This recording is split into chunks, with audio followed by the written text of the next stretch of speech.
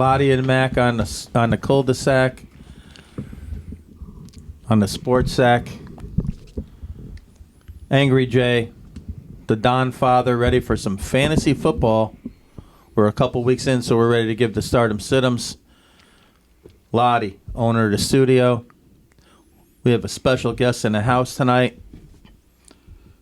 Dave Stevens, upcoming Netflix movie, The Saint of Second Chances. You got to check this out. We're going to get to Dave in just a bit, but we're going to start how we always start. Skygazer Brewing, biggest sponsor. Dave's podcast might be the second biggest sponsor. Chiz Clothing, they're gone.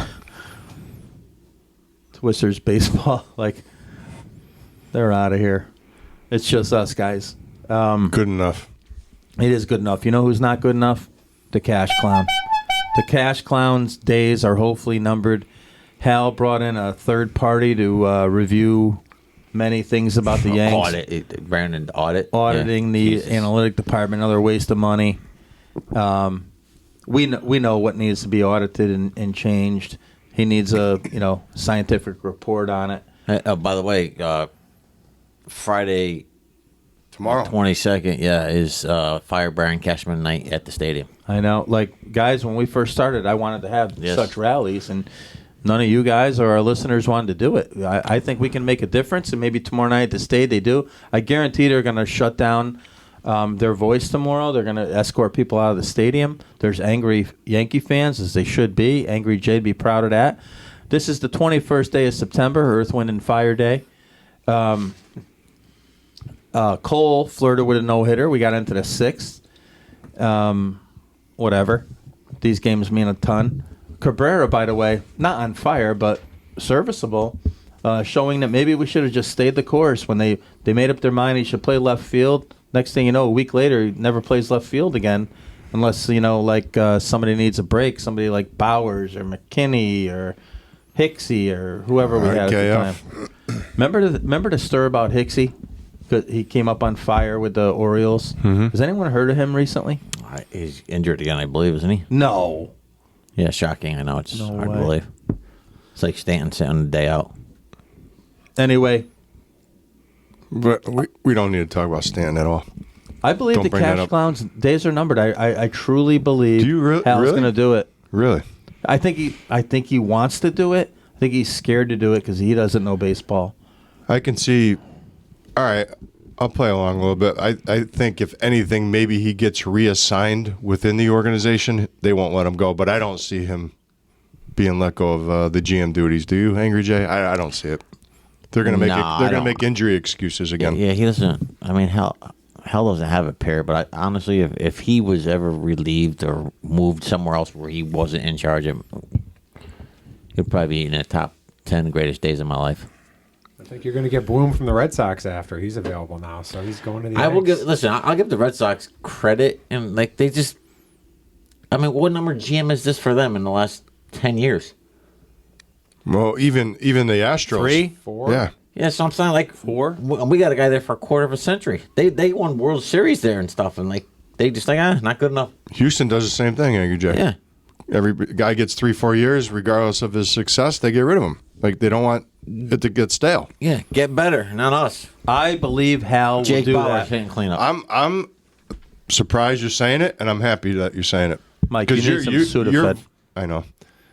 I'm a little coming across a little stuffy here. So this is what Yankee Nation needs to understand. Loddy is fighting some dogweed here, some ragweed. What's it called? Ragweed. But I'm like Lou Gehrig, man. He shows up to work. The Iron Horse. Stanton, he's out. Stanton. Rizzo, tummy ache. They're out. Guys, I know you guys are going to disagree with me. The Dahnfather doesn't want to hear this. At least we're ahead of the Sox right now. If we could just finish What are we, ahead. game up? 1 or 2. Yeah, how about, by the way, let's bring up Josh Donaldson. Not that I'm upset that he's not there, but, again, stuff we have covered. He came out with the old grade 2+ calf injury. and the Yankees said he was that's a done for the bad year. one. Yeah, that's a bad Yeah, one. he's playing for the Brewers Hitting now. home runs, Yeah, too. he hit a danger the other night. Like, what happened to the injury? How about the Master? misdiagnosed? You know? Did the Master get released by the Reds? No. No. Hunter Renfroe got. No, he got IL'd though. Yeah, he probably can't get a hit. Did he really? Yeah, he did. That's not a good trade. All right. In the offseason, we're going to revisit Cashman trades. Oh, jeez. If he doesn't get canned, we're revisiting the trades like Frankie these. Montas just pitched in Scranton the other day. He's getting ready. Our guy. Yeah, he's almost ready to pitch. How about something positive? How about King as a starter? Yeah, I'll tell you what. That's 13 one, strikeouts. that's by the one way. positive. Like, when's the last time a Yankee pitcher struck out 13 guys in 7 innings? Can he be a starter next year, or do we have to bring in the goddamn bullpen? I don't want to get any new starters. We don't need him. We need some They hitters. need bats. Damn it. They need bats. Maybe Sox can trade because we need pitching. Let's talk. Yankees got plenty of pitching.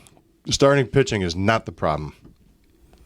All right, so Not the problem. Obvious guys that went from one team to the other. I think only we got the upper hand on the Sox with this. Like teams that went from one to the other and were great for the other. Like, was there ever a Yankee that was a tremendous Red Sox when we traded him, or they went via free agency?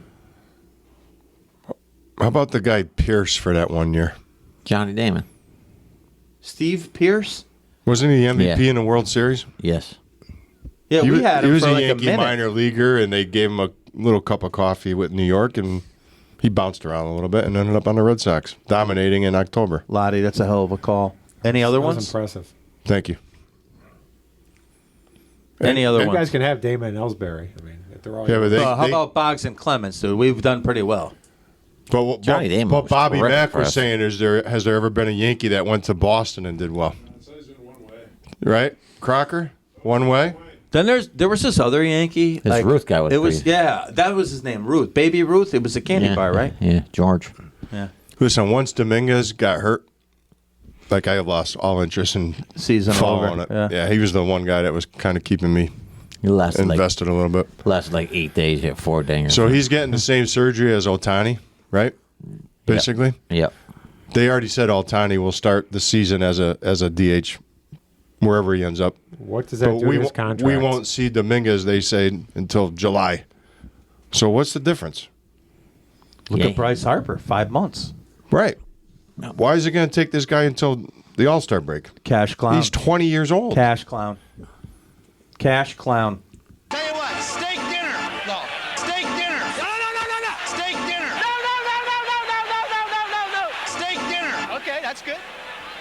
Lottie, speak real quick about like your idea about bringing up Dominguez and giving the Yankee fans a shot in the arm. You at one point told me the Yankees are smart, and I'm like, can you listen to what you're saying? Tell me who you think was behind that. It's not the clown. Anybody that says the Yankees aren't business smart and money smart is wrong, in my opinion. Now, they do a bad job with roster construction and player development? Absolutely. Overrate their prospects. Don't bring them up when they should be up. Whatever. We can go on and on Don't about that. develop players. What's that? They don't develop them. Yeah, don't develop them. They're hurt. Teach baseball. They take days off, whatever. But Randy Levine is not stupid. He's the money man in New York. And he wanted those young guys up earlier in August. And he got turned down because he knew in order for the fan base to stay invested, they needed to bring the young guys up. Wells, Peraza, Dominguez, regardless of all that service time garbage, which is what, like August 18th or something like that? Yep. He said, and I've seen a ton of stories on it, he wanted those guys up a lot earlier. Otherwise, there would be no fans in those seats. So that's what I mean when I say Yankees aren't stupid when it comes to the finances, but they're stupid with everything else. Randy Levine, there's always barber college from too, right?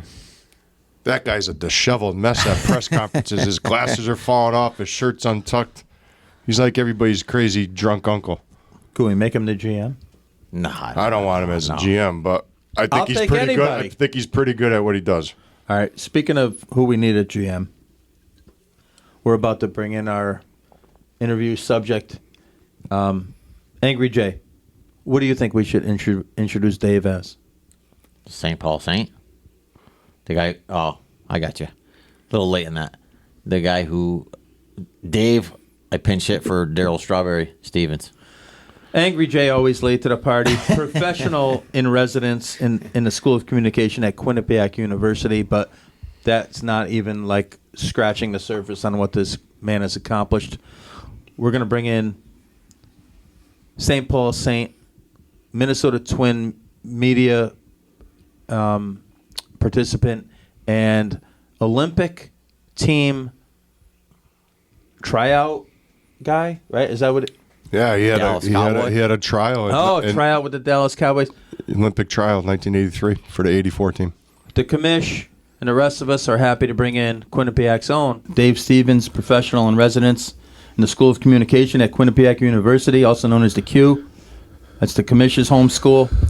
Made professional sports history, signing a 3-week baseball contract with the independent team, the St. Paul Saints. And then in one at-bat, he pinch hit for the legendary Mets slugger and Yankee slugger, one of my favorites. His helmet is signed here in the studio, Daryl Strawberry. Dave, welcome. Thanks for having me. It's cool to be here. Well, obviously, Dave, the reason why we have you besides your talent is that you're featured in a documentary on Netflix. Yeah, it's pretty cool. What your listeners, I guess, aren't thinking is, hey, what's so special about this guy? And it's like, well, he doesn't have any legs. I was born without legs and played college football and had the opportunity to play minor league baseball. And here we are, some 28 years later, that this documentary has come out about Mike Veeck and his history in baseball. And my narrative is a small part of it, but it's a big part of the story. My friendship with Daryl Strawberry, and what I found when I watched it was how influential I was into helping him to rediscover baseball. And he went on to hit 18 home runs in like a month or so with the Saints, and ended up getting picked up by the Yankees and helped them to 2 World Series, and overcame a lot of stuff after that, including prison and everything, but he's back on the right track, and now he's a minister. And it just it's this amazing little part of a narrative of a movie that is very poignant. It's such a beautiful story, and it's weird to separate myself living it and then to see it on the big screen and realize, like, wow, I actually made an impact in somebody's life. Now, the documentary debuted September 19th. It's called The Saint of Second Chances. It's basically a story about Mike Veeck and his coming back to baseball, kind of a redemption story in a lot of ways. When were you contacted about doing the documentary? They reached out to me in like October or November of 2021 and said, we've got this project, would you be interested? And I was actually planning our trip to the Super Bowl with our Quinnipiac students out to Los Angeles, and they said, well, we'll fly you out earlier and you can go film this and be a part of this story. And so we sat there for 90 minutes, and they ended up using, 4 or 5 minutes of it, and everybody gets to tell that part of the story. But it really is amazing to just see the history, and again, for your older listeners, to learn about Disco Demolition Night and what that was like, as far as how that left its legacy in baseball, as far as burning the field and having a game, absolutely canceled, and at the time what it meant to the death of disco, and a whole different era of how stadium security ran in ballparks, and then it was the end of Mike Veeck and Bill Veeck in baseball at that time. So I can't recommend it enough. You could take me out of the movie. I loved it. You could take me out of the movie, and it's still a great movie. Well, not as good, but I think you're gonna get an award for that one, Dave. Yeah. So, just talk about, like, how did you get to the Saints? How did that work out? Were you working in sports as a sports journalist at the time? Or yeah, I was at the time. I was in Minneapolis, Minnesota, working at a local ABC affiliate. I was blessed enough, after I played college football there, to get a TV job, and I was covering the Twins, and I got to be a part of 2 World Series. And then in '95, ESPN said, "Hey, come work for us." But I had already been talking to the team about maybe playing for them or being a part of their team and studying baseball history with them. And I came to ESPN, and then they finally said, yeah, come back and play. So when I came back, I looked in my locker, and there's Daryl Strawberry's number up next to me, and Jack Morris, and J.D. Drew, and J.T. Brewitt, I believe, another former major leaguer. And just to be there, and all these people that said a guy without legs could never be in TV and never do professional baseball. And it was just like, I did it.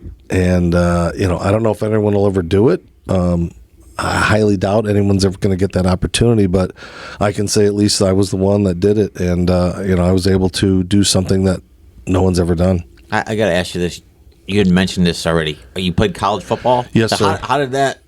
Did you play in high school too? Yes. Yeah, I was a 3-sport athlete in high school. I played baseball, football, and I wrestled. And wrestling was actually my best sport. But I was a nose tackle, and I was also a holder for extra points and field goals and things like that. And gave me an opportunity to do another thing that's never been done in college football. I'm kind of like this legless Jackie Robinson, because I've done things in the disabled world that nobody's ever done before. Kind of this Bo Jackson, Deion Sanders of freaks, in a certain way, and I mean that in not an offensive term, but just to go out there and show people that I wasn't a gimmick, that I didn't, I worked my butt off to get not to be the last pick, and and also to have to deal with parents that went to coaches and said, my kid has legs, how can this guy without legs be a starter in right field and beat my kid out, or be a nose tackle and beat my kid out, or be the 98-pound wrestler on varsity? And I guess what would you tell that parent is your kid sucks? I mean, obviously, if a guy without legs could do that, but luckily I had successes where I was able to try out for the Twins and the Reds, and I had an Olympic tryout in '83 where I was in the same outfield with Barry Bonds and Oddibe McDowell. I've got a really bad Barry Bonds story that isn't very flattering, but Two Arizona State guys, right? Yeah. Remember Oddibe McDowell? Yeah. Oddibe Young again McDowell. That's right. And so I pinch myself that, I've tried out for the Cowboys and done these, I played football in Ireland and New Zealand and Australia, and I've done things you leggies only dream of doing, I'm jealous already, man. So that's why I say when I speak and I talk, and I'm like, look, if a guy like me can do it with what little I've got, what's your excuse? Why aren't you out there going there trying to achieve your goals in work and life and love and acting and television and everything? And that's why I'm so lucky that, Quinnipiac University has let me come there and teach a little media and help the kids and kind of give them some direction that no other colleges can do. Now, Bill Veeck was famous for bringing Eddie Goodell in, and you talked when you were a kid. You remember that, or when you've heard about that. Yeah. You didn't want to be Eddie Goodell, though, right? No. For your listeners, Eddie Goodell was a little person that was brought up for the St. Louis Browns in 1951. I think 51. Yeah, he was. You know his number? You know what jersey number he had? 1-8. Yeah. He borrowed one of the little kid bat boys, and they put 1-8, and he came up for one at bat, walked on 4 pitches, and the commissioner of baseball said nobody ever like that could ever play again. And when I grew up as a kid, I thought, I want to show people that was a fluke, that if I was up there, I'd be swinging at pitches. And, I'm almost more proud that I took a called third strike and I fouled off a bunch than I am, that I just took 4 pitches. I could have scrunched down Pete Rose and took away any type of strike zone. But it was weird to end up in a city where Bill Veeck's son ran a team. So it was like all the things were perfect. And I think Mike seems a little validated, as well as people that gave him grief for all of the crazy things they did with the Saints, but they did a lot of good things. They resurrected a lot of careers like Ray Ordonez and J.D. Drew and all the people, Kevin Millar, all these kind of guys that went on to have great success. Dave, I saw the documentary last night. I thought it was fantastic. I'd watch it again. I would suggest to any listeners to do the same. Talk a little bit more about Mike Veeck. Was he portrayed fairly? That character to me is so intriguing. I'm a baseball historian. I didn't know anything about Mike Veeck. All we heard about was Bill Veeck. I had no idea he was behind the disco demolition. Yeah, so can you talk a little bit more about Mike? It's absolutely who he was. He's whimsical. He's crafty. He's part P.T. Barnum. He was all of those things shown in the movie, and in fact, I don't know if they did him justice in certain aspects, but he has a huge heart. And it was interesting to see that there was a dilemma about signing Darryl Strawberry after everything. I didn't even know that. And to see that, after what he went through with the disco demolition night and all of the backlash, of all those kind of things. What people don't realize is he created a lot of great things that we do and see in the ballparks today. He created luxury boxes that are making millions and millions of dollars and probably more income than most of the general seating anyway. And just so it took a long time for the old timers to forget about him and give him that chance. And then for those that haven't seen the movie, he had a daughter that had a eye disease, like it was a retinitis pigmentosa, even worse. And he ended up getting out of baseball and kind of giving her a great life. And, I don't want to give away all of it because a lot of my friends were shocked by certain aspects of the movie.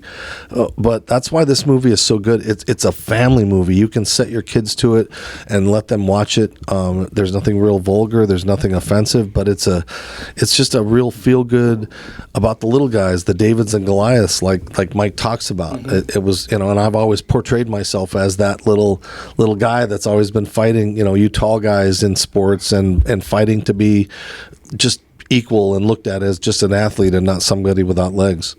One part of the documentary they can't ignore is the fact that you and Straw had a great relationship. I mean, it's portrayed throughout. You guys in the outfield together, you guys on the bench. Looks like you're talking to him about hitting.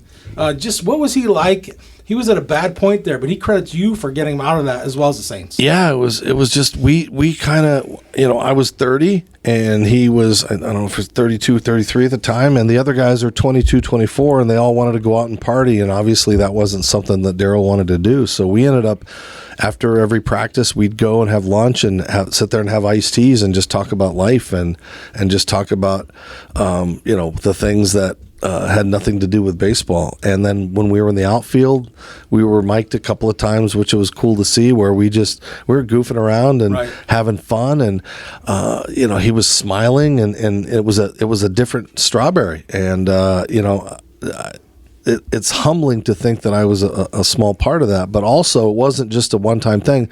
Daryl's written about me in his books a couple of times about my influence and our friendship. We still talk to each other.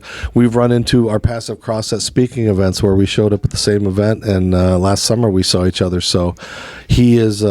We text all the time. It's great to see that the Mets just retired his number. The Saints just retired his number, and the movie could have taken a whole different route, portraying Daryl and all of those kind of things, and that's why it's interesting to see that they decided to use my little story to tell such a dynamic personality that really is one of the biggest tragedies in baseball, but also had some happy endings along the way in his life.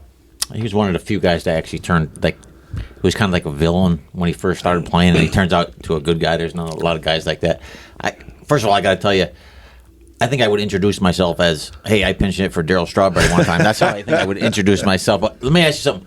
What was it like getting in the batter's box as a professional hitter? Well, when I let off a game, when I started that game at second, and I'm facing a guy that's throwing 90 miles an hour, he was throwing 91, 92. And, the video, which they could have shown, I fouled off 5 or 6 pitches, which I'm like, holy shit. I mean, excuse me. I'm fouling off these pitches against a quality pitcher, and the crowd's going ooh and on. And if I'd have just made solid on one of those, it would have been a base hit, and it would have been on ESPN, and it would have been like this magic moment in life. But he threw a changeup that was right above my head, and the ump called it, and everybody booed and everything like that. But when you're in that moment, and I'm just realizing that the dream, it was almost just like I was outside of my body. Yeah. I could hear the crowd. I could hear individual people saying my name. I could hear everything. And the same thing when I'm out at second base. I'm like, here's a legless guy playing second base. In fact, one of the guys struck out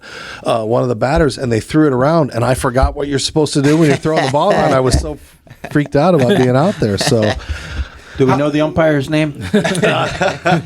Hey, but tell us about the bat that you pinch hit for Strawberry. Yeah. So that game, tell us about that. That was in Madison, Wisconsin, and I was, they told me I was going to play a couple of games, and that was it. But they said, hey, come along. It's a Sunday game. Go for the ride. You can dress. So I dressed, and I warmed up in the outfield and did all the routines and everything. And Daryl just had this amazing game. He just bam, bam, bam, and suddenly in the 6th inning, he's had 3 home runs.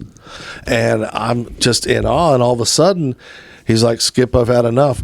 Go put Dave up there. And I'm like, Dave who? I'm like, what are you talking about? And it was like that if you guys remember the Simpsons episode where they had all the baseball superstars Yes. playing softball, and there was this one moment, now batting for Darryl Strawberry, Homer Simpson. And I just felt like at that moment that was like my Homer Simpson moment, that like, why would you take a guy out that's hit 3 home runs to put up a legless guy that the crowd doesn't want to see? And so the crowd didn't, I don't think they were prepared for it. And I came up there and I was almost just like, I'm not used to being on the bench and not playing. So those guys that have to come up, you're supposed to be mentally prepared. So I was just kind of like just thrown in there. And as I got everything ready, took a couple of pitches, fouled off a couple of pitches, and then I took just a beautiful pitch right down the heart of the plate, and I froze and took a called third strike, and that ended the day. But not many guys with legs can probably say they've pinch hit for Darryl Strawberry. Let alone, Like I said, man, I'd introduce myself. Hey, I pinch hit for Darryl Strawberry. That's an awesome story. I just getting into your personal life just a little bit. What drew you to sports journalism? All your experiences growing up and things like that. Yeah, I've always, I always figured if I couldn't play the sports, at least I could somehow be a part of those sports. And so as a little kid, if you ever look up the That's Incredible episode I was on when I was 16 years old, I said, I want to replace Howard Cosell one day. I said that before 40 million people, not realizing ESPN was going to, be a big thing and all those kind of things. And I just knew, look, realistically, am I gonna, have a career? No, I can play as much as I can at these levels, but I want to be around the game. And so I just learned how to ask questions and not be embarrassed that at the time I'm on artificial legs, or not let, anything get past me. And that's why I've built such a great relationship with athletes over the years. And I continue to cover Super Bowls and go to games. I'll be at Fenway Park on Saturday. And it's been actually more fun since I got let go from ESPN, because I get to be on air. I get to be behind the mic and doing the interviews and hanging out with, Aaron Rodgers and Gronkowski and all these guys that I've gotten to know and become friends with over the years. Yeah, not just the reporter, 7-time Emmy winner too. So I mean, this. Yeah, it's kind of cool. I've broken a couple, but the tips break off. But yeah, it's amazing to think that I've been able to have those successes, and those trophies mean a lot, because we teach participation in this day and age. And you're supposed to teach winning and losing, especially if you have a disability. Life is not so easy, and to have Emmys that have my name on it that weren't just, hey, we feel sorry, here's an Emmy for you. It's like, here's your work on Sunday NFL Countdown with Chris Berman. Here's your work on baseball tonight. And I'm very lucky that at my age of 57 that I can continue to be a part of this world with my podcast and what we do at Ability Media at the college, and those opportunities now that I can teach and give those kids opportunities to go to events and Super Bowls and things that most colleges don't get to do. What was your media role with the Twins back in their heyday? That was a great run they were on. Yeah, I was just a local producer and TV reporter, so I got to be there for 87 and 91, two of the greatest World Series, both Game 7 World Game 7 Series was against unreal. Yeah. against Braves? the Cardinals the first time, Morris and then the went 10 Braves. innings, right? Yeah, 10 innings, 1-0. Gene Larkin knocked in the winning run, and Number 9. yeah, and it was just Who scored? We throw out random trivia here. Newman? No. I think it's Dan Gladden. Dan Gladden, yes, sir. Nickname? Nails. Dan, man. I thought it was Wrench. Right. That's right, yeah. Wrench Yeah. and nails. or whatever. Number? 32. 12, I thought. No, Maybe he got it. He got it, 32. Yeah. It's and those teams ended up. They always got like these washed up guys at the end of the year where they brought in Steve Carlton or Phil Necro or Don Baylor Yeah. but love somehow Don Baylor. that Midwest team with just Kirby Puckett and Herbeck and all those guys for that 4-year core. It was fun to be a part of that. Was And- Knobloch part of that at all? Yeah, Yes, he was a a rookie. rookie of the year in '91, And that was, so he was ended with up- the second one. Yeah. I got to interview him when he won Rookie of the Year. I was the first person to interview him and got to know him, and he's had some major issues since he's left baseball. Yeah. Yeah. They were going to retire his number, and then there was some stuff that happened, and they retire him. Yeah. Hey, do you guys remember who hit the long ball that Kirby made that crazy catch against the plexiglass? Who hit it? No. Ron Gant? I think it was Gant number 5. yeah. Who did Puckett hit the dinger off of? in extra innings? Lee Brandt, Yes, sir. Oh, that's nice. Charlie You guys are strong. 37. Attaboy. Dave, I mean, challenge me a little bit here. Dave, I threw it out there. your journalistic career. Some of your favorite personalities that you've been around, maybe interviewed. Some of your guys. I would say, I'm lucky, all of the no-brainers, like actually being friends with Chris Berman, and him giving me a nickname at ESPN of, my name is Dave Stevens. His nickname when we was Cat. Hey, Cat. Cat Stevens. Nobody under 40 knows who Cat Stevens is. Now he's Usoff, Lofsoff, or some weird thing. But, they always ask, I became real good friends with Kenny Mayne. Dan Patrick did a lot of things with him. And then other people outside of sports, like JB Smoove and I have become friends. And, just Lee Steinberg. Lee Steinberg has been, he's become a mentor to me and a friend, and it's just weird. I'm just me, and to know that I have a Rolodex where I can go, hey, here's Darryl Strawberry or here's Drew Bledsoe. Yeah, we might need that number later, Dave. Yeah, we're trying to grow this thing. But Dave, were you there when Berman flipped out? You ever seen that bite? Oh.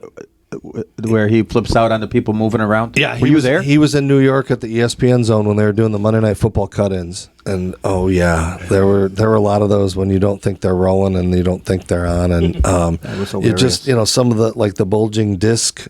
You could reverse that, and there was that famous one, and I was lucky when it was in its heyday, when it wasn't a bunch of screaming heads, when you could have funny guys interacting, and my real close friend just left, Neil Everett. They just said, nope, we don't want to pair up anymore, and so it's sad that us old guys aren't going to have our sports the way that we are used to. That's why it's so nice to have podcasts that bring up these things and talk about these people and reminisce, because the way that we get our deliverables is completely changed, and it's not so fun anymore. It was always great to wake up, and if you were hungover in college and you're watching that Sports Center and you're like, you think the re-air is going to change, maybe they're going to do something different, and you just kept watching it and watching it over and over. How long were you at ESPN for? 20 years.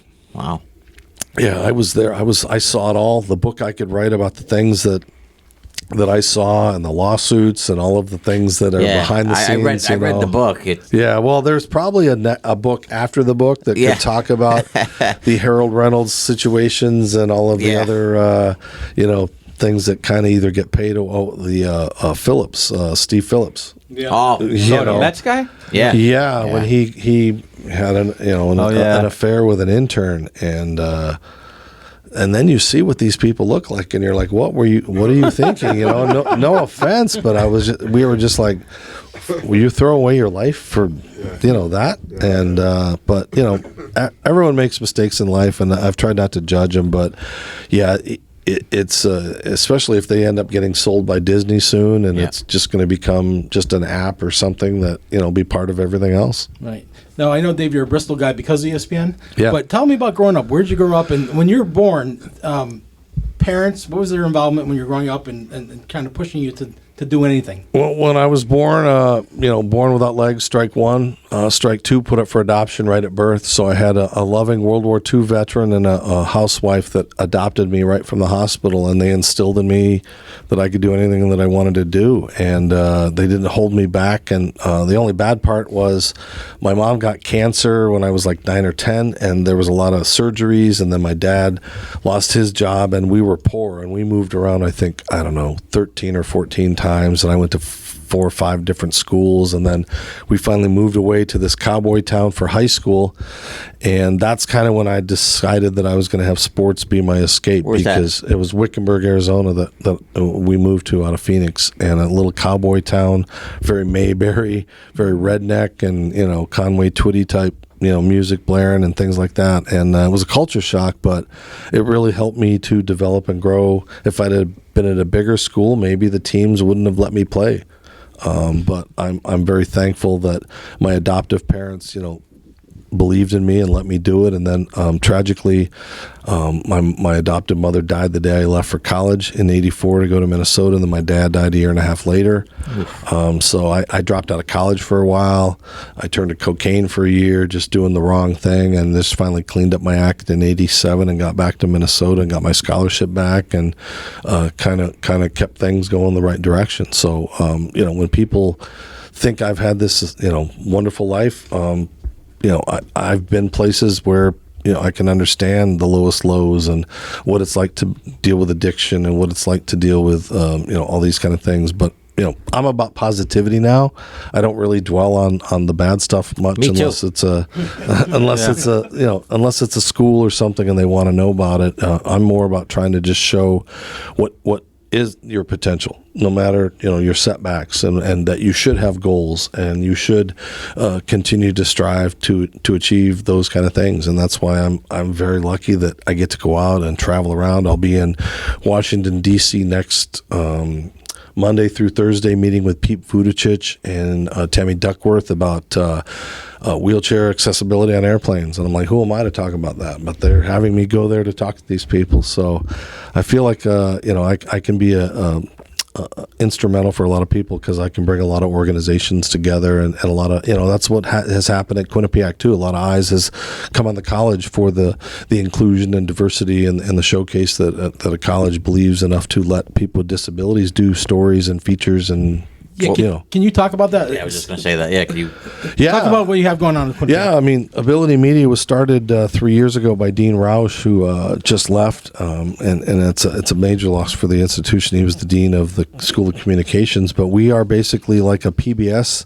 We're kind of social media and stories and news and elements about the disabled world, not necessarily about Quinnipiac. Sometimes if it touches us, we can do it, but we do a lot of national stories. I've had my kids at two Super Bowls. We go to stories outside of our realm, like Fashion Week. We were at Fashion Week a couple weeks ago doing a story on a adaptive clothing fashion show in New York with all handicapped people modeling Victoria's Secret, all these kind of things. So it really is it's a great initiative, and we've gotten a lot of press, a lot of national attention. People think we're bigger than we are because it's just students, and as I've learned, they have a much different work ethic in this day and age than when we were in school. I haven't noticed. I'm a teacher. I haven't noticed that. They want to work 8 to 2 and have an hour break and work 4 days a week. And but no, we get a lot of good kids, and it doesn't have to be if you have a disability. If you know someone that has a disability, or you just want to see the world through our eyes or our legs or our whatever. So it's been a really a fun project. I feel reinvigorated because I never thought I would be teaching at a college. It's pretty fun. Now, obviously, the sports has been such an important part of your life, and you're a good athlete. Have you ever allowed yourself to say, "What if I had legs? What if?" Or has there been a point in your life when you've done that? I didn't think about the what ifs too much until I started watching my middle son play baseball, because my middle son is my clone. He looks like me. He's got a wicked, warped personality. My ex-wife hates him because she's like, "You're just like your father." Yeah. And he's an amazing. He's one of the best catchers in the state. And I look at him and I'm like, I think that's how I would have been. I think that's my build, that's my body, and I get to live vicariously through that, because I've never sat around wishing and daydreaming and thinking, "Oh, I wish I had legs." I mean, it's not going to happen. It would never happen. And people ask me, "Do you regret it? Do you wish you had them for a day?"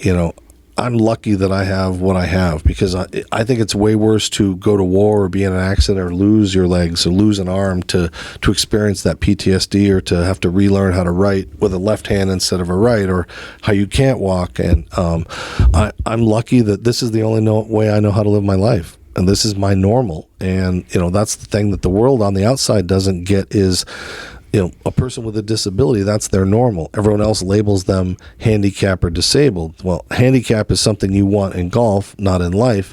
And a car is disabled, a human being isn't. So, you have to think about, we get in all these terms.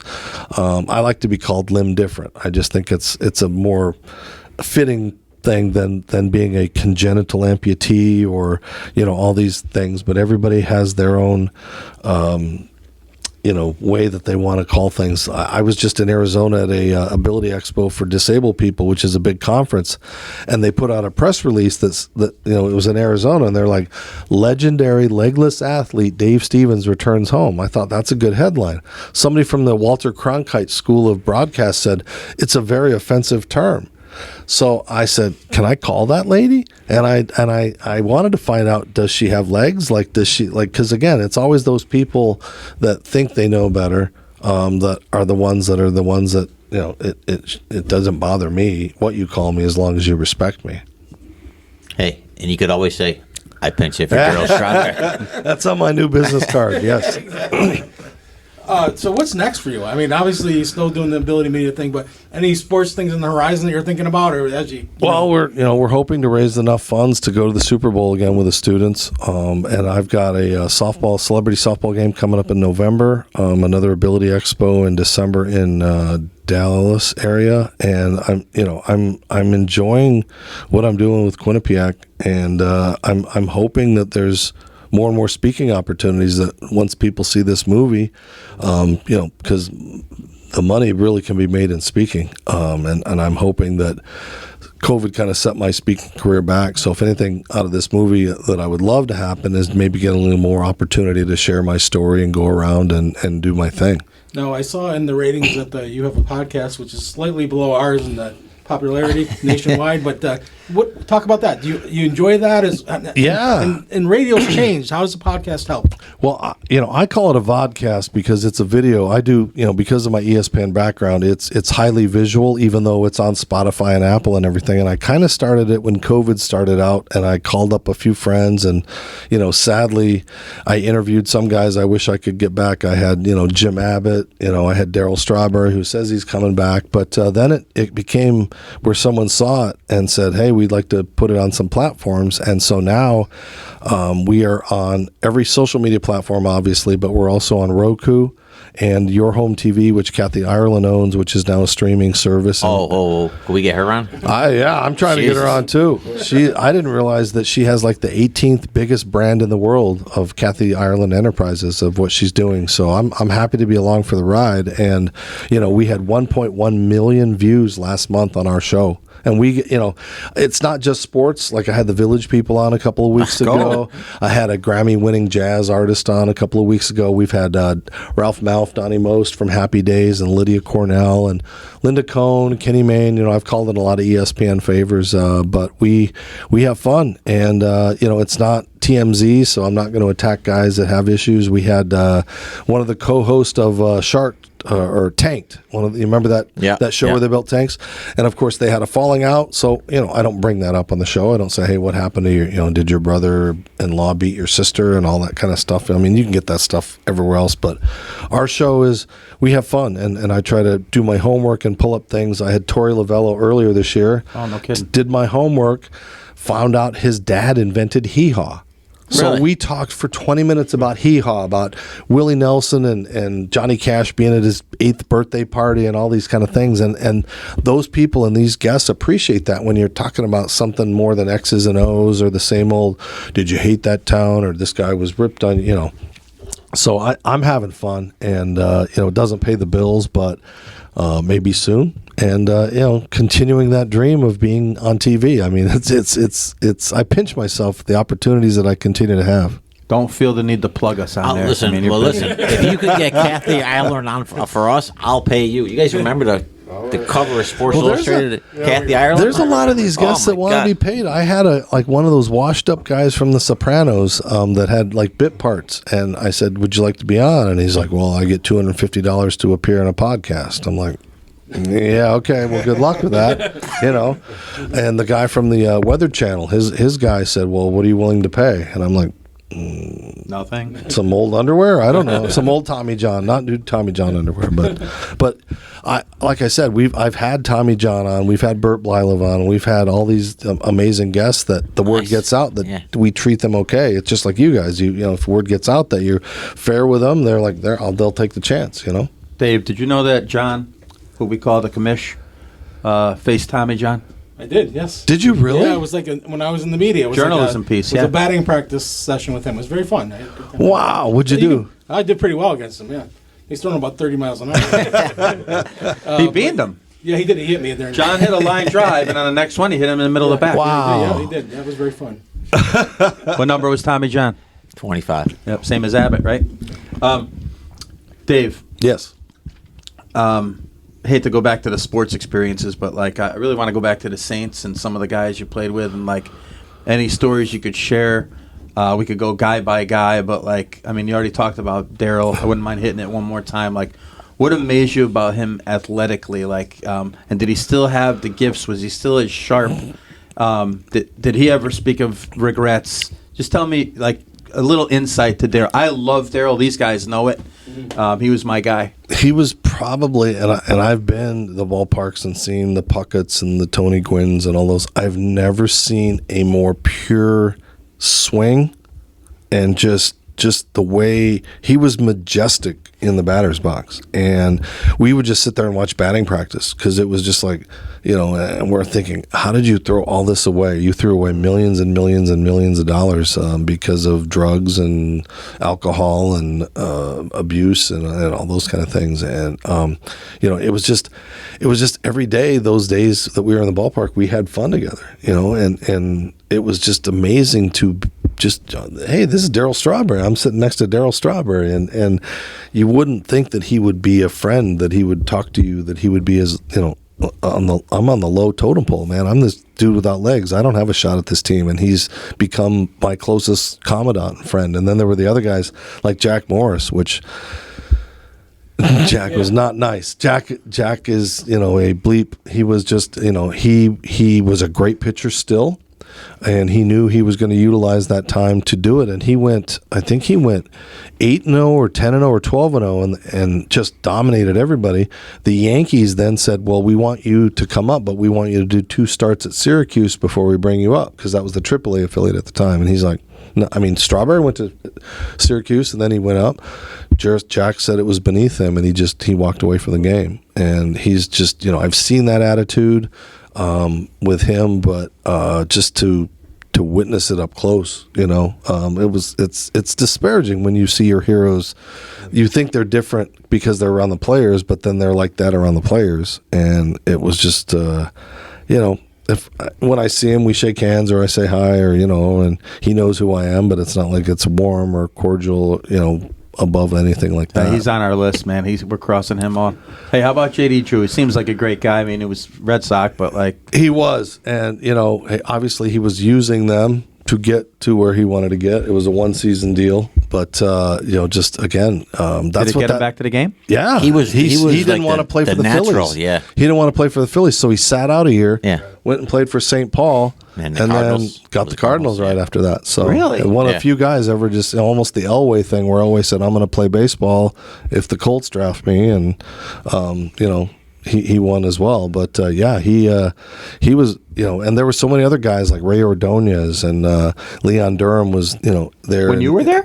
the year before. I was Okay. around them, but you saw these guys that were either trying to get back in or trying to hold. Glenn Wilson is another one that was there after Daryl. They picked up Glenn Wilson. So Leon Durham's nickname? Bull. Nice. yeah, and a good dude. Who was your manager?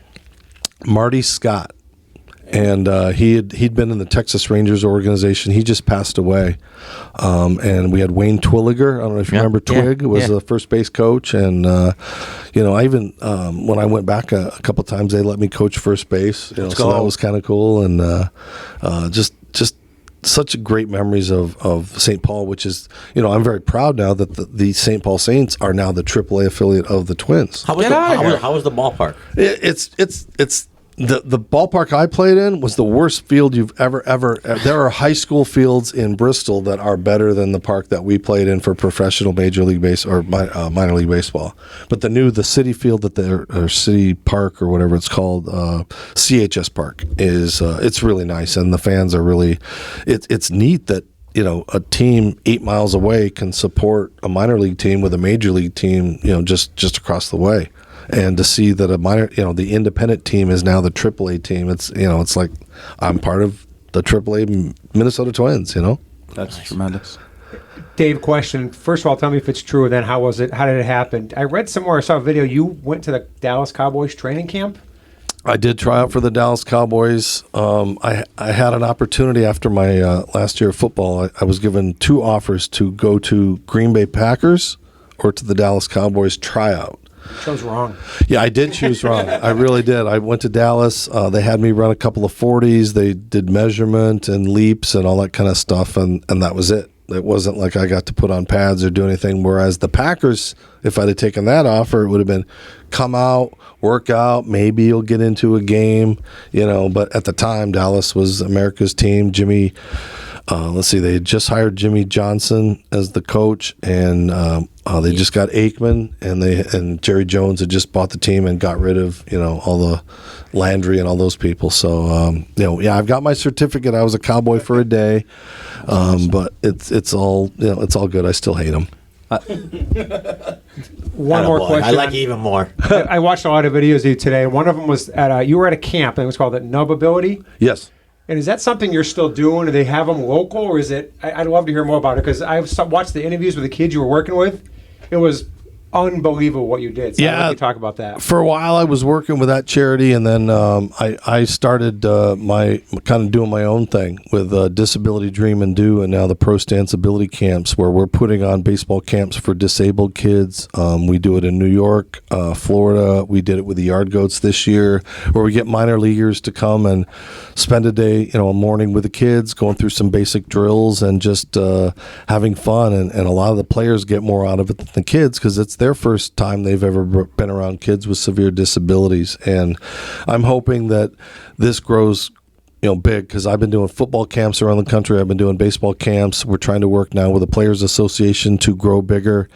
And I'm hoping now that more eyes are on this movie on Netflix, that people are going to see that, and it might open up some more doors for working together. My ultimate goal would be to get something in Cooperstown, to get an exhibit in Cooperstown that showcases all of the folks that have overcome so much to play professional baseball. And, I'm not being narcissistic, but it would be myself, Jim Abbott, Mordecai Three Finger Brown, Pete Gray, who played with one arm back in the 40s.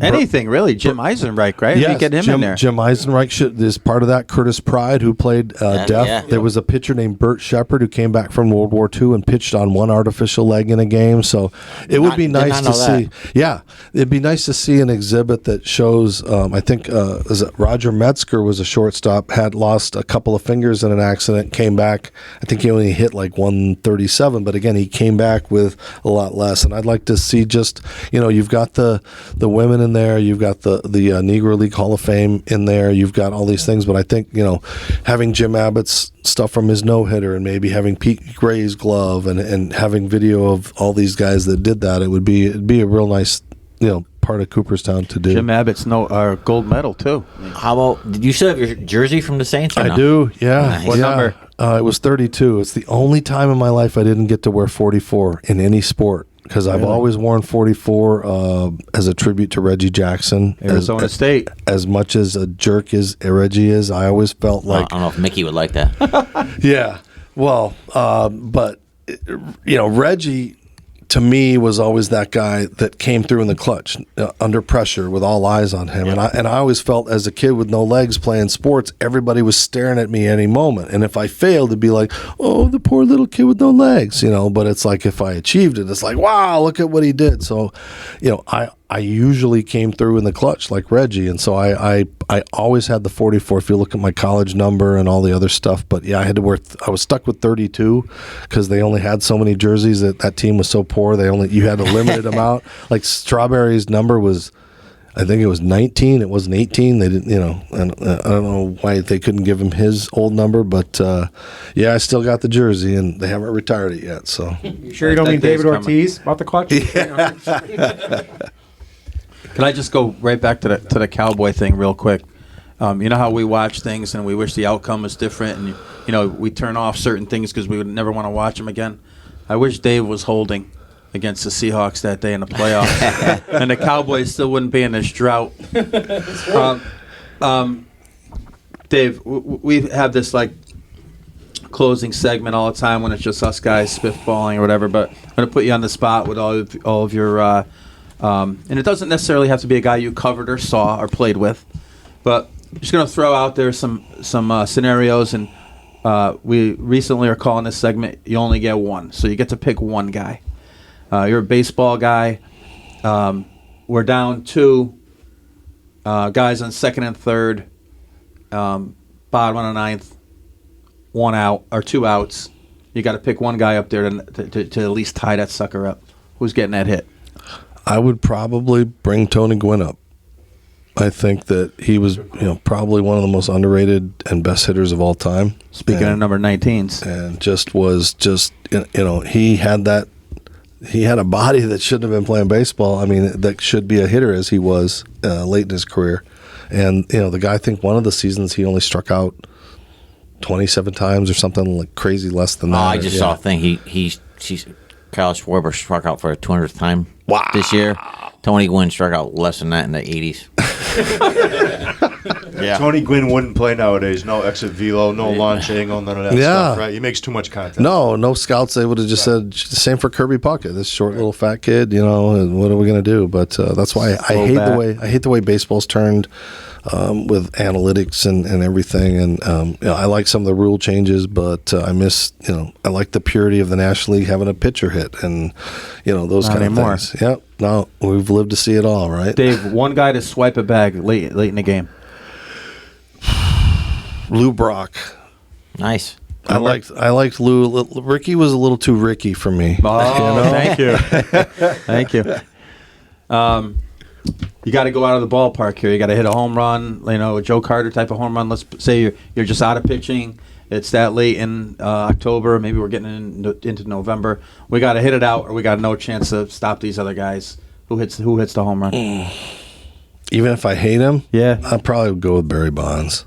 Yeah. And I hate him. When we were at the Olympic tryout, I'll tell the story quick. Do I have time? Yeah, hell yeah. All right. So we're at the Olympic tryout, and I'm in the outfield it was myself in right field, Oddibe McDowell in center field, and Barry Bonds in left field. And we were shagging balls, and it was one of the greatest moments of my life. There were back-to-back balls when I actually could run on my arms and move around, and I dove for one, and then on the very next pitch, the guy hit it, and I ran to my right, and I literally fully extension dove and caught it, and Odabe's like, "Man, you're a hot dog. I love it," and we just had this instant bond. So we were talking and hanging out and doing stuff, and then they said, "Okay, we need to go to the hitting portion over to Packard Stadium at ASU, and let's go to the hitting session." So I started to walk, and then as to your listeners, when I walk on my arms. It's kind of like a chimpanzee type thing, and he's like, "Would you like a piggyback ride?"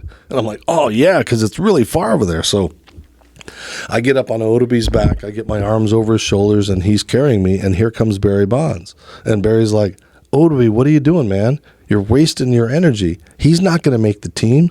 Don't waste your time, man. This guy is a joke. Put him down, man. Don't waste your energy."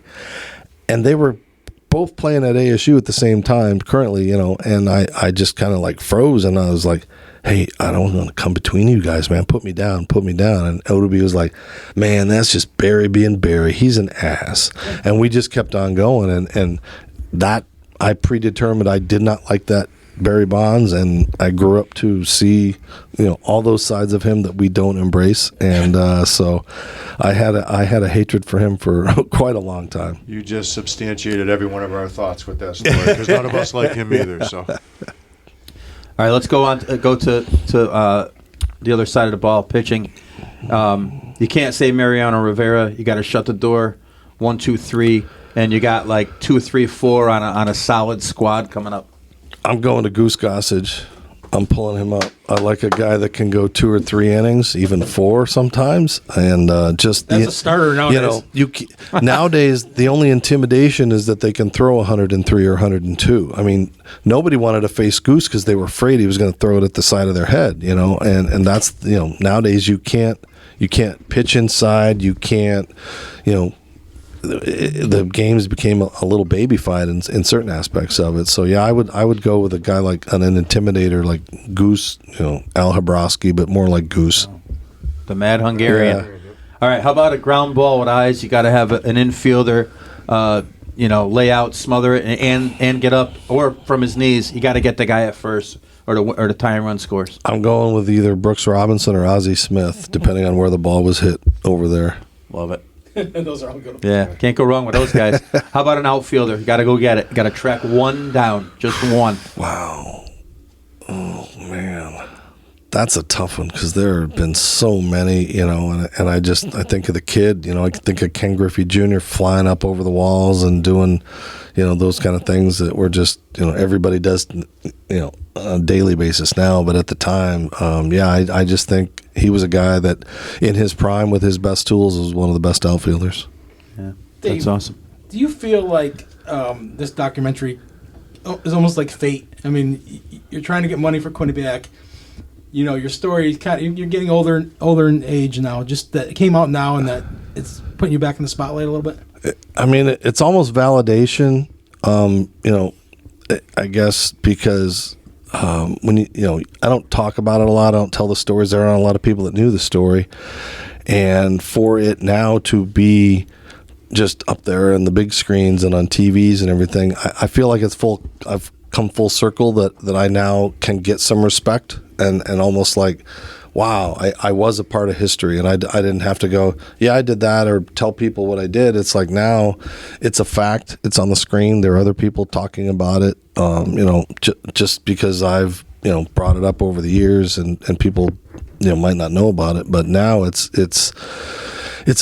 been a weird week, doing TV interviews and flying around, going around to TV stations and all the things that are probably going to happen for the next few weeks. Have you heard from anyone interesting, like maybe someone from a long time ago? I've had a lot of long lost friends, even some ex-girlfriends that, like, I'm sitting in my living room and you popped up, and I'm like, oh, sorry about that. I don't know if that's good or bad, but I expect as more and more word gets out, because as it is a baseball movie, which might put some people off, but the people that are saying it's a great movie, standalone movie, I think that's going to help. And like I said, the directors were great. I just had them on my podcast, and they did a great job telling the story. And just to be in a movie for 10 minutes or so is it's a dream come true. I wish someday maybe my story could get told.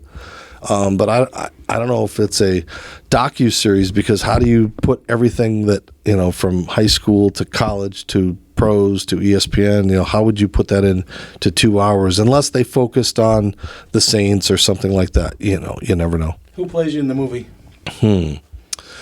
Well, they could CGI The Rock's legs off, I think, so that would be pretty good, right? That's a good one, yeah.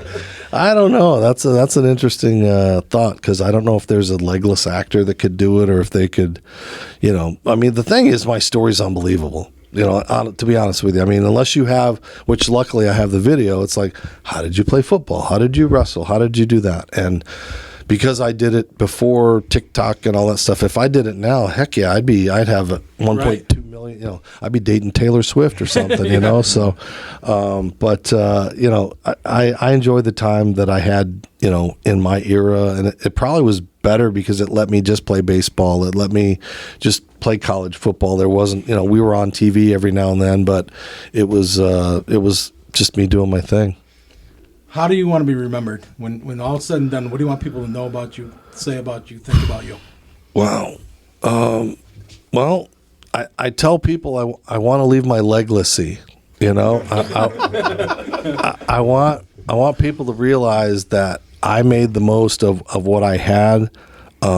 Somebody pointed out that I never really bitch or complain or moan about my shoulders breaking down or the pain I'm in now in my advancing age, and that I've just kind of gone on in life and just carried myself as Dave Stevens and not a handicapped guy or a disabled guy or whatever. And I think that's been, my biggest thing is to break that stereotype, but mostly to break the ice in the room. When I'm in that room and everyone is staring at me or it's uncomfortable, I noticed at Quinnipiac when we were when the president was speaking, I was the only guy in a wheelchair out of the entire faculty. So you're talking about being a minority in a place that, in an institution, you'd like to see more people in wheelchairs and have more diversity. So I'm hoping that by example, that if they see, hey, there's a good one out there, that maybe there's more good ones like me, and that they might give them employment or give them opportunities, or the students that I work with can get jobs. One of my students from last year is now working in TV in New York.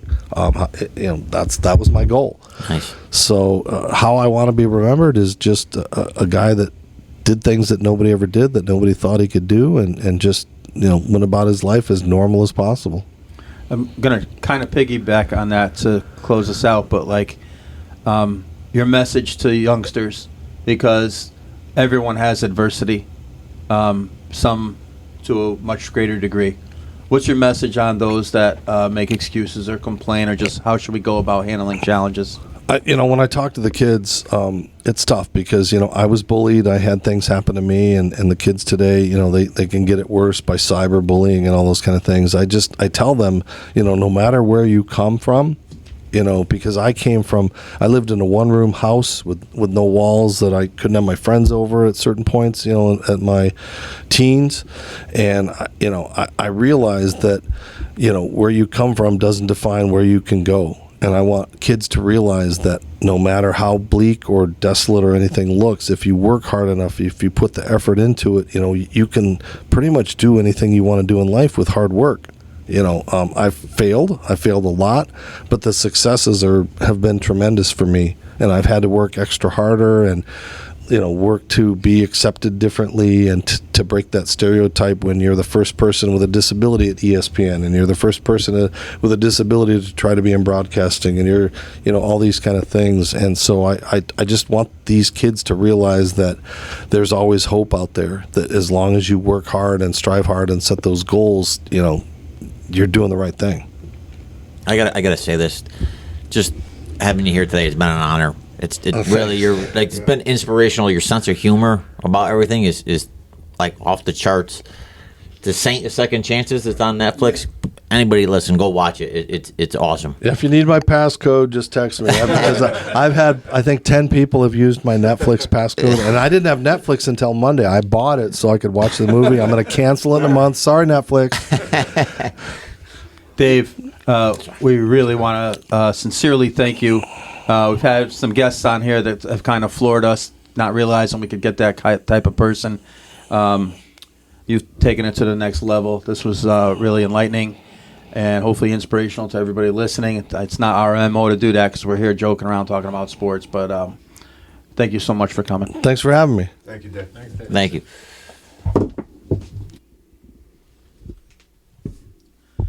Dave, thank you one more time. That was crazy. We're turning the page of fantasy football.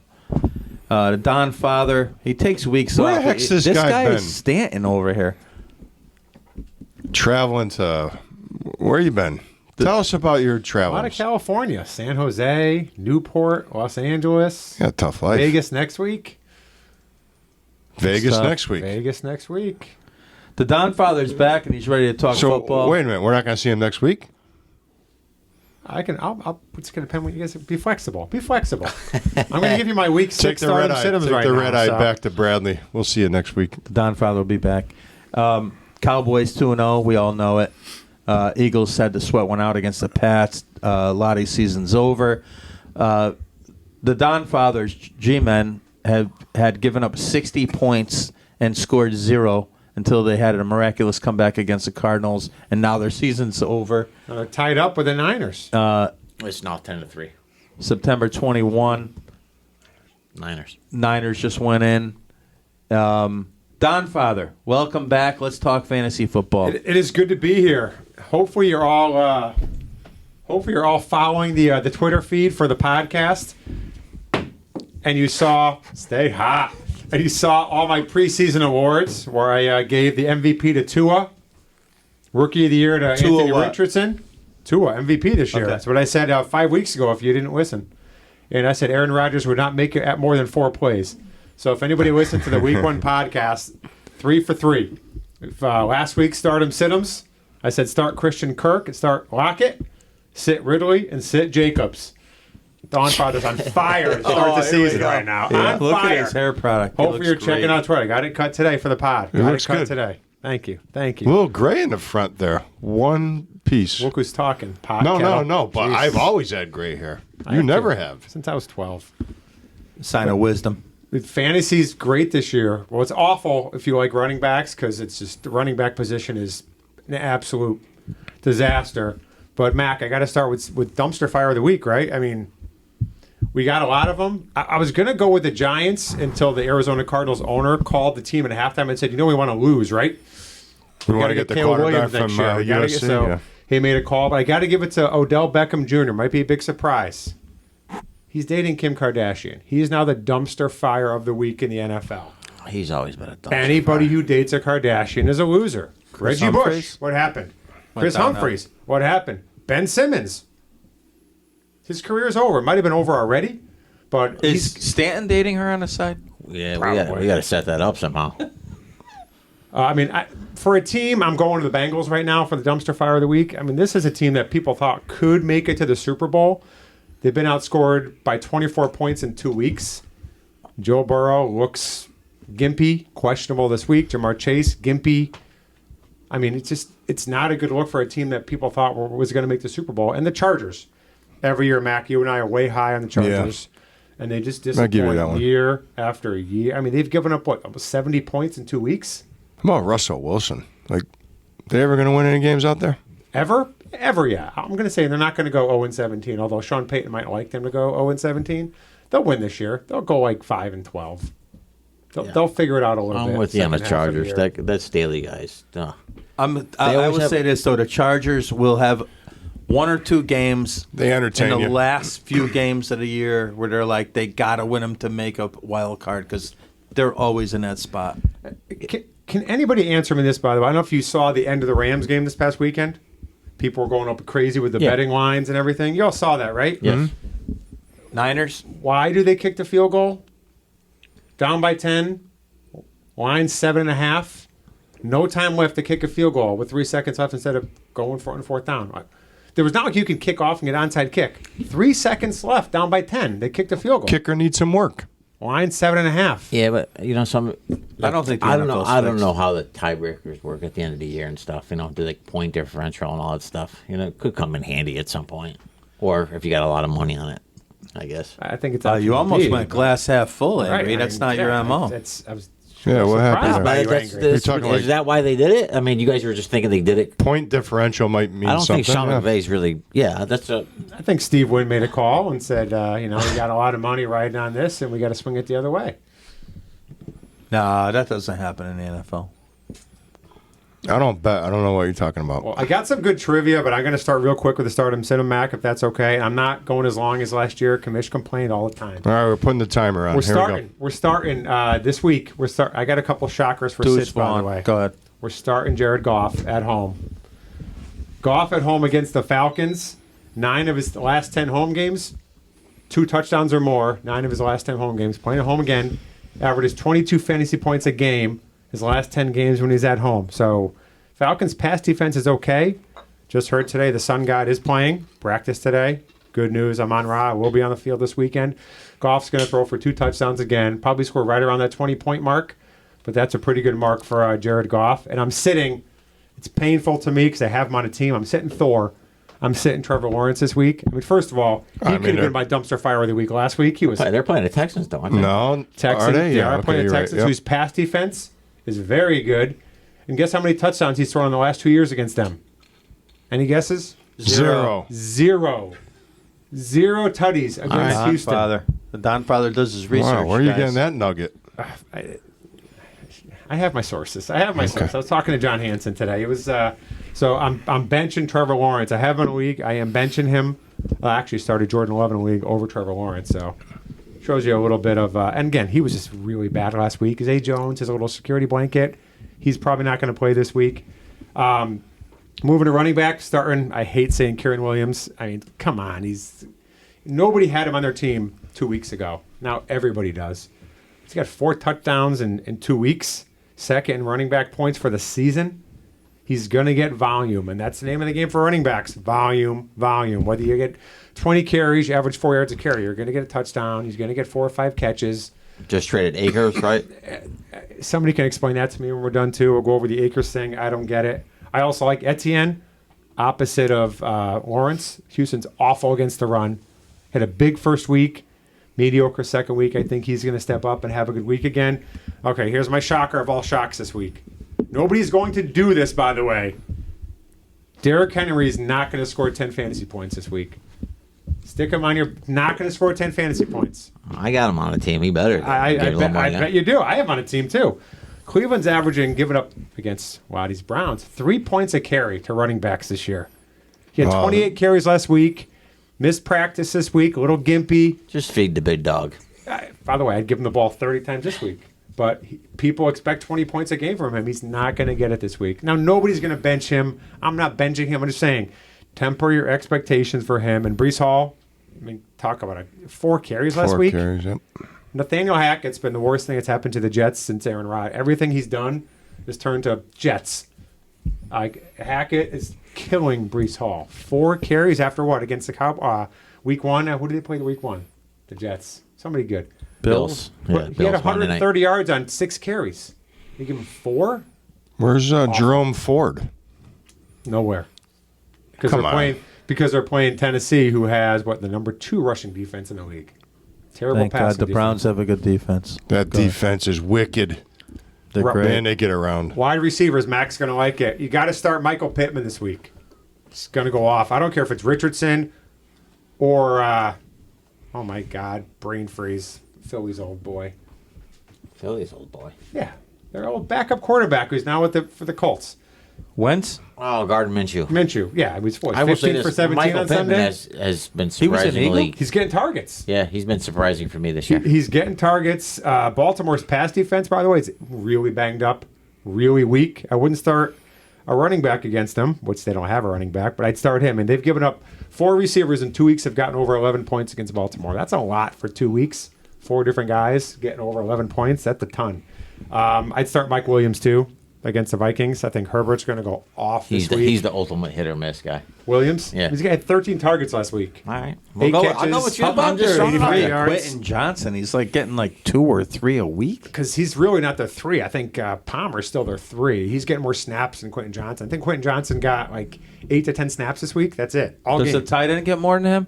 Everett? Everett's old. No, they've been shuttling in tight ends. Yeah. Okay. People loved Everett beginning of the year, much like they liked Higbee. I got a trivia question on that after. But again, I'm starting those 2. No Eckler either, so more targets for Williams. You know, I'm sitting DeAndre Hopkins. I mean, people are still starting the guy. He can't separate anymore, like whatsoever. Tannehill likes Treylon Burks, so he only gets those short targets. And Browns are, again, against the Brownies. I mean, Browns are giving up 8 receptions a game to wide receivers. The Browns' defense is legit. And who's he going to see on his side shading? Ward.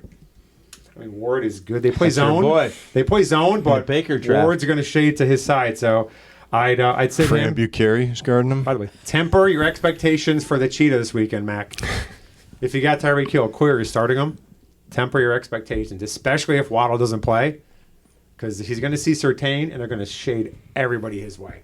Tyreek will not hit the end zone. They this kind of week. do that anyway. We need a Tyreek Waddle. will not hit the end zone. He will not You're hit the end calling zone it. this week. He's gotten to a 2 for 2 so far this year. He won't score this weekend.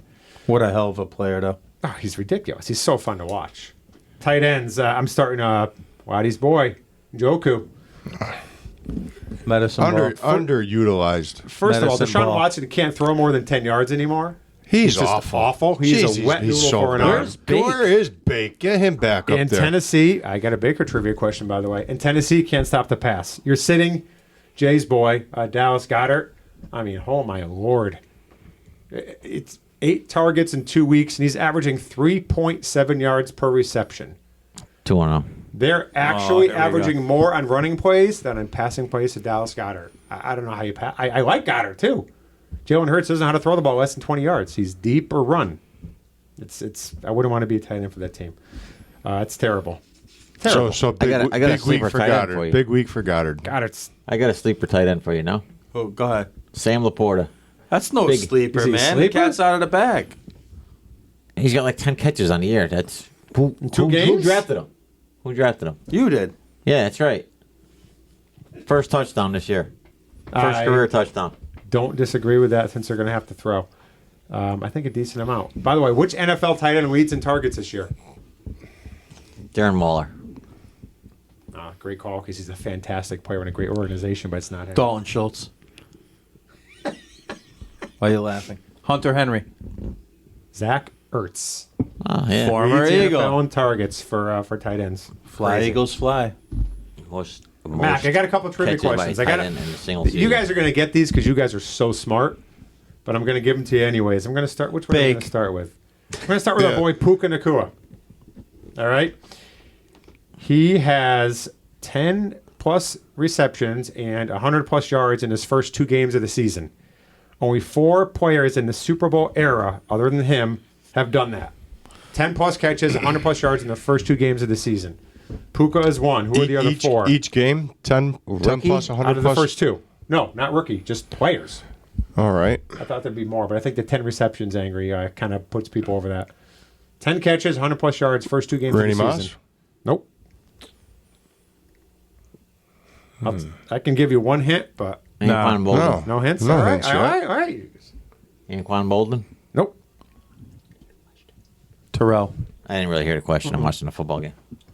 First 2 games of the year, 10 catches, 100 plus yards. Jerry Rice? Jefferson. Nope. 2 of them played for the same team as Nacua. Cooper Cup.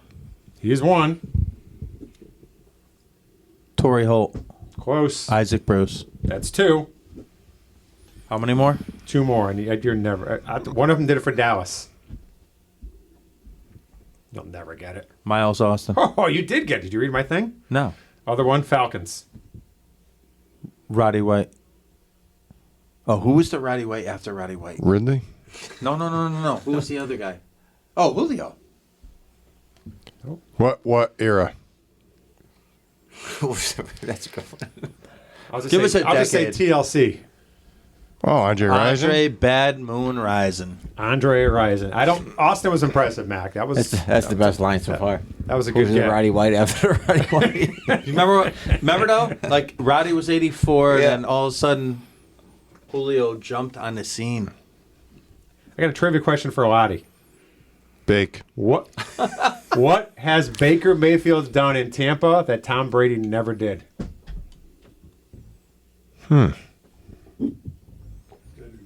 Sucked. No, that's. I mean, come on. That's man. strong. Bake.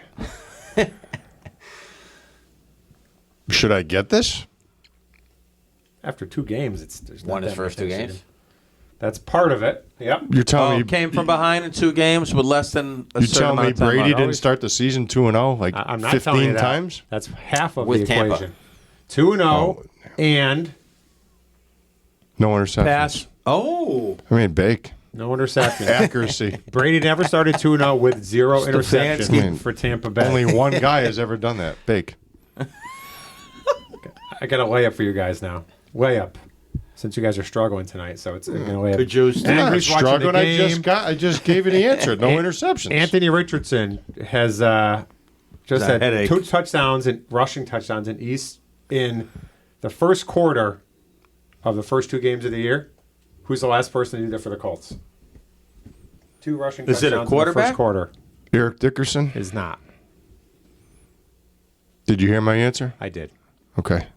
The Edge. Marshall. I didn't know which one was going to go first. It's the edge. But Lottie can just keep guessing, and eventually he's going to get it What, right. isn't that what we're doing? Can I not guess? You get more than one guess now. Oh, you only get one guess? All right, one more.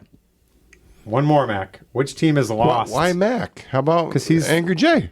He's watching the game. He's on his phone. He's checking his fantasy team. I mean, come on. Which team has lost the most games in the last year and a half, since the beginning of 2022, when scoring 30 points or more? Chargers. Lost the most games. Nope. Crocker, what'd Peanut you Gallery is incorrect also. say? Okay. 30 or more points. And I'll tell you, it's been 3 games. They've lost 3 games in the last year when scoring 30 or more points. Raiders? That's a great guess. Saints. Nope. I can tell you who they lost 2 of their games to. Okay. Give it up. Seahawks. So maybe within the division. I'll go Rams then. No. All right. I deked you all that clue. It's an accurate clue. Who is but it? Lions. All right. Yeah, they Lost twice in the last year and a half to lost the the Seahawks. Eagles on opening day. That's 30 the other one. points or more. Yep. Dude, they put points. They've always do. done it. They did it with Stafford. I They got did it one with more. Barry. I got one more. One more. I can ask it. It's easy. Which quarterback has the most losses when having a lead in the fourth quarter since 2020? Since 2020, which quarterback with a lead, and I'll tell you it's 10, as they have lost 10 games since 2020 with a lead in the fourth quarter. I gotta say Bake, but Definitely didn't not. start enough Definitely games, not right? him, because they never led in the fourth quarter. Russell Wilson. Close, but no.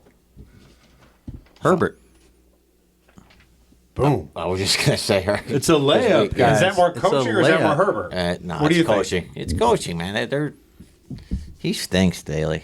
See, fourth and half a yard from the They opposition could play 40, Wilby, and they'd give up punt it. 35. 4th and goal from the 12, you only get one. It's got to be a tight end fighting for it.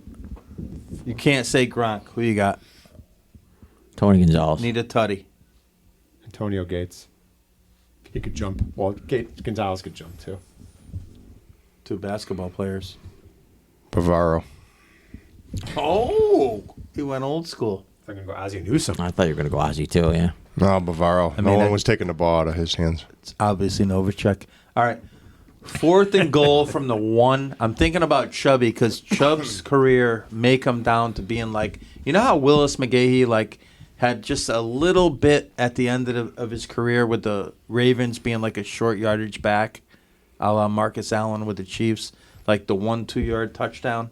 And I wish this for Chubb unless he could miraculously be a feature back again. I mean, that was nasty to watch. You get one guy, 4th and 1, Super Bowl on the line. You're down 5, 3 seconds on the clock. Ball's dead. Stop it. Clock is stopped. You're definitely giving it to your guy. Current or You're whatever? at the 1. Since we've been watching at the 1. I'll go. I know Pete Carroll would say Lynch, but he decided to throw it. But who you got? I'll go Walter Payton. I'll just dive over the pile. Over the top. I'll go Fridge. Ooh, I'll go. number? 72. You got it. You're not a number guy. I'll go the Tyler Rose. That was gonna be my other guy. Earl Campbell. I mean, it's obviously Emmett. He always finds a hole. He didn't get touched. He didn't need to find a hole with that offensive line. No, He you know was who I'm walking. going to go with? I'm going Marcus Allen for real. I was because thinking about that too. Yeah. he Over the top? He found it. Yep. Especially late in his career, he had nose for the goal You line. only get one. 4th and whatever. Everyone's going long. Your quarterback's going to scramble to get you to first down and give you one last play. In the NFL, who is it? Say it again. Scrambling. The quarterback's got to scramble. No blocking back there. Everyone's Cunningham. out. Randall Cunningham. Vic. Elway. Because I've seen it. Steve Young might be a choice too. Only because I go to the Bristol Polish Club for wings occasionally. I'm going to say Fran Tarkenton with the black spikes. Because that guy he goes there. He does. He does. To the Polish Club? Oh, yeah. How Frank about Darkton that goes for to a Paul's sponsor? You know everybody down there. We're going to talk him. Well, you're soon to know everybody down there. You're a former member. You're going to apply again. I know. I'm What's on the a what's the committee. vetting? Oh, you're on the committee, so I'm good. Like, what's the vetting system? I'm in. A lot of unhappy Well, we'll fans see. down there with the Vikings right now. Oh, my God. What time do they get there at 1:00 for a Vikings game? You can't get to the front. They got to play the Chargers this week too. Wouldn't it be cool if there was a toilet bowl in the NFL, like if the Vikings and Chargers played each other, like teams are supposed to be good and aren't play each other? Somebody's got to win game, right? This weekend. It'd be the Vikings and Chargers, right? That's who's playing this week. Are they? Yeah. That's the toilet bowl, listeners. Is that a West Coast game? Yes. And it's 54 over under, highest over under on the board this week. September 21st, the Dahnfather is back. What an incredible guest we had. just pushing this podcast over the top. I mean, we got Mickey Rivers, we got Darren Bragg, we got Greg Hunt, great high school coach. We got Parker Porter.